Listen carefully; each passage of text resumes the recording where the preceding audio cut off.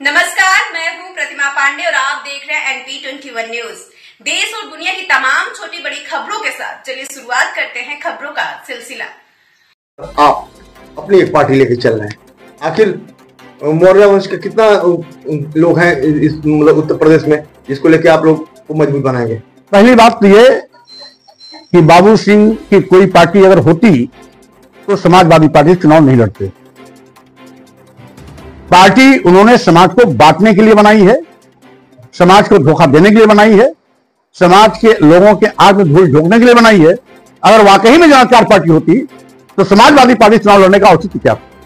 एक बार उन्होंने गाजीपुर से अपनी पत्नी को भी समाजवादी पार्टी की टिकट पर चुनाव लड़ाया था और आज वो खुद समाजवादी पार्टी की टिकट पर जौनपुर से सांसद हैं। तो स्वाभाविक रूप से पूरा उत्तर प्रदेश का समाज ही नहीं, सभी लोग देख रहे हैं कि बाबू सिंह किस तरीके से समाज को धोखा दे रहे हैं, छल रहे हैं। बात करेंगे जहां चार पार्टी की, चुनाव लड़ेंगे समाजवादी पार्टी की। तो समाजवादी पार्टी को दलाल है, इसके सिवाय कुछ नहीं है। तो वहां पर राम भद्राचार्य जी पिछले दिनों में एक बयान दिया था कि पश्चिमी उत्तर प्रदेश जो मिनी पाकिस्तान हो गया है। और वहीं संजीत सोम जो वहाँ के विधायक हैं, उन्होंने कहा कि मिनी पाकिस्तान नहीं पूर्ण रूप से पाकिस्तान बन चुका है। यह भारतीय जनता पार्टी के नेता अगर संजीत सोम और भारतीय जनता पार्टी के गुणगान करने वाले राम भद्राचार्य जी अगर यह आरोप लगा रहे हैं कि पश्चिमी उत्तर प्रदेश पाकिस्तान बन गया है, तो चुनौती है माननीय मोदी जी को, माननीय योगी जी को। यानी मोदी जी, योगी जी जो हिंदू धर्म के सबसे बड़े ठेकेदार बनते हैं, वो उत्तर प्रदेश की अराजकता में भेज चुके हैं। इनका कोई कंट्रोल नहीं है, इनका कोई नियंत्रण नहीं है।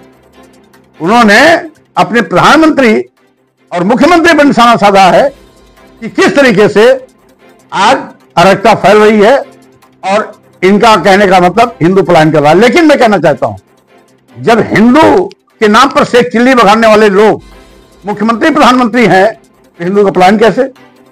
जब यहां पर 1100 साल तक मुस्लिम शासक थे तब हिंदू खतरे में नहीं था, तब हिंदू पलायन नहीं हुआ। आज हिंदू धर्म के ठेकेदार जब मुख्यमंत्री है, प्रधानमंत्री है, तो हिंदू पर खतरा क्यों? अगर खतरा है तो स्वाभाविक रूप से ये मुख्यमंत्री प्रधानमंत्री की असफलता है। कल जो है ओम प्रकाश राजभर के एक नेता थे जिनके जो पीला गमछा भी लगा गए थे, पुलिस ऑफिस में एक महिला कांस्टेबल के द्वारा उनकी पिटाई कर दी गई। इस मामले को लेकर अखिलेश यादव ने भी ट्वीट किया है कि ये जो है न्याय का जो पावर है उसे खात्मे का ऐसा है। देखिए, स्वाभाविक रूप से जब मैंने पहले ही कह दिया, सरकार अराजकता की शिकार हो गई है और प्रदेश की कानून व्यवस्था ध्वस्त हो चुकी है, पूरा प्रदेश जंगल राज हो गया। तो स्वाभाविक रूप से इस प्रकार की घटनाएं स्वाभाविक है। एक तरफ जहां भाजपा की आलोचना कर रहे हैं, वहीं आपकी बेटी जो संगीता जो है, जो पूर्व सांसद भी हैं, वो रोज गुणगान कर रही हैं। जब मैंने पहले ही कह दिया कि बेटी से हमारा कोई राजनीतिक रिश्ता नहीं, तो स्वाभाविक रूप से जैसे आज बहुत से लोग धीरे धीरे आ रहे हैं, जब उनकी अकल ठिकाने आ रही है, गलती का पछतावा कर रहे हैं, वैसे वैसे वो अपनी जनता पार्टी में शामिल हो रहे हैं। हो सकता है आने वाले दिनों में वो भी शामिल हो। इसलिए राजनीति में कौन किस पार्टी में है, ये भाजपा में तमाम ऐसे उदाहरण है, कांग्रेस में तमाम ऐसे उदाहरण है। और मैं परिवारवाद में यकीन नहीं करता हूं। मैं मिशन को लेकर चल रहा हूं। जो भी मिशन के साथ होगा वही मेरा परिवार है, वही मेरे भाई हैं, वही मेरे परिवार के लोग। मंत्री जी, सुप्रीम कोर्ट ने खजुराहो के जो जवारी मंदिर में जो है भगवान विष्णु की टूटी मूर्ति को ठीक कराने की याचिका पर हस्तक्षेप करने से इनकार कर दिया है। मैं कोर्ट के मामले पर मैं कोई टिप्पणी नहीं करूंगा। मंत्री जी, आपने कहा कि देश गरीब हो रहा है, जबकि भाजपा का कहना कि किसी अर्थव्यवस्था पर नहीं। अगर देश गरीब नहीं हो रहा है तो 80 करोड़ लोग उत्तर प्रदेश में 5 किलो 10 किलो चावल पर जिंदगी बिताने के लिए मजबूर क्यों? और यहां पे ही बताइए कि जो 80 करोड़ परिवार 5 किलो 10 किलो चावल पर अपनी जिंदगी बिता रहा है, क्या वो अपने बेटे बेटी को विश्वविद्यालय में पढ़ाने का सपना दे सकता है? क्या वो 80 करोड़ लोग अपने बेटे बेटी को doctor, engineer, advocate, professor, IAS, IPS, PCS, PCSJ या वैज्ञानिक या अन्य अधिकारी बनाने का सपना कभी दे सकता है? स्वाभाविक रूप से देश कंगाल होता जा रहा है, गरीबी लाचारी बेहद बड़ी है।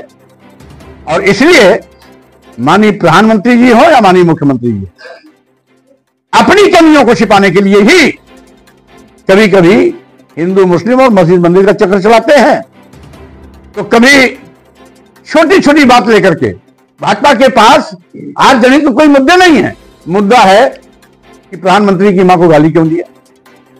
वो भाजपा के लोग जो कभी सोनिया गांधी को भद्दी भद्दी गालियां देते थे, क्या सोनिया गांधी किसी की मां नहीं थी? उसमें इनकी चिंता नहीं आई। किसी की मां हो, मां पूजनीय है, वंदनीय है। माननीय प्रधानमंत्री की मां हम सबकी मां है। उनके प्रति अगर किसी ने टिप्पणी की, मैं इसकी घोर निंदा करता हूं, लेकिन नौटंकी करने की क्या जरूरत थी? केंद्र में भाजपा की सरकार, बिहार में भाजपा की सरकार, FIR करनी चाहिए, जेल भेजना चाहिए। गाली देने के नाम पर बिहार बंदी का ऐलान क्यों? बिहार बंदी के ऐलान का मतलब है नीतीश सरकार को चुनौती है ये। तो ये भाजपा के लोग अपने ही सरकार को नीचे दिखाने के लिए ये गंदी हरकत करते रहते हैं। ये स्वाभाविक रूप से इनका राजनीतिक रोटी सेकने की एक नौटंकी है, इसके सिवाय कुछ नहीं। एशिया कप में अब पाकिस्तान ने खेलने से इनकार कर दिया है और टीम को जो है होटल से वापस बुलाया जा रहा है।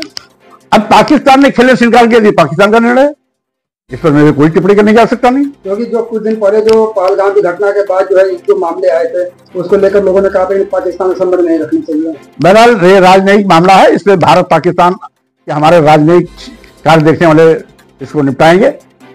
इससे उत्तर प्रदेश की राजनीति को कोई लेना नहीं। अखिलेश जी का कहना कि भाजपा जाए तो न्याय मिले। स्वाभाविक रूप से दोनों एक ही थैली के चट्टे बट्टे हैं, दोनों गुंडाराज जनराज के पोषक हैं। समाजवादी पार्टी की सरकार में भी गरीबों के बड़े पैमाने पर खेत कब्जाए जाते थे, घर कब्जाए जाते थे, लूट होती थी और मार पिटाई होती थी। वही हाल आज भारतीय जनता पार्टी की सरकार में भी जनराज चरम पर है। आज रोजाना उत्तर प्रदेश के 2-4 जिलों में रोज आना कहीं न कहीं SC ST OBC के नौजवानों की हत्या हो रही है, बहन बेटियों को बलात्कार का शिकार बनाया जा रहा है। अपराधियों के खिलाफ कार्रवाई करने के बजाय सरकार अपराधियों को बचाने में पूरी ताकत लगा देती है। स्वाभाविक रूप से आज बहुत ही चिंताजनक स्थिति बन गई हुई है कि उत्तर प्रदेश में विशेष रूप से दलित, आदिवासी, पिछड़े, अल्पसंख्यक मुस्लिम समाज के लोग सुरक्षित नहीं। मौर्य जी,